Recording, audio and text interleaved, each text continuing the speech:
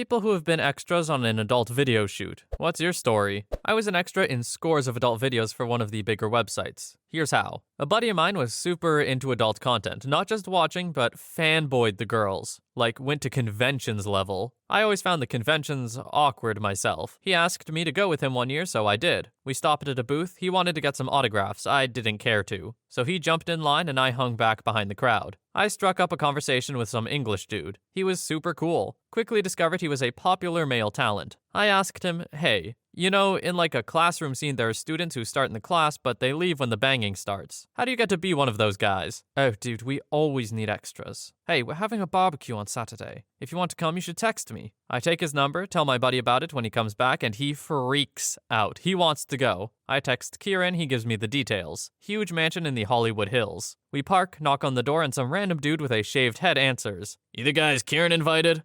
Yeah? Cool, come on in. The guy was the cameraman. He had us sign some waivers and filmed us saying our names, that we were not under the influence, and we were over 18, while holding our IDs up. Quickly realized this was no normal barbecue. That was just the setting for the scene. The crew, 3 people, Kieran and the starlet were all super cool people, very nice. Didn't mind any of our questions and were super welcoming. Their crew was 3 people, a director, a set builder, and a cameraman. The starlet was there and Kieran. A married adult video star couple was also just there hanging out, weren't in the scene at all. We had no lines, but we're just supposed to pretend we were talking with Kieran and give some OMG looks at the beautiful girl in the bikini outside, things like that. We were there for a few hours. At one point, I was told if I was thirsty to help myself to Cokes in the pantry. I opened it up and it was wall-to-wall rubbers, home enema kits, and roll after roll of paper towels. On the floor was one 12-pack under a box of plastic gloves. It was super interesting.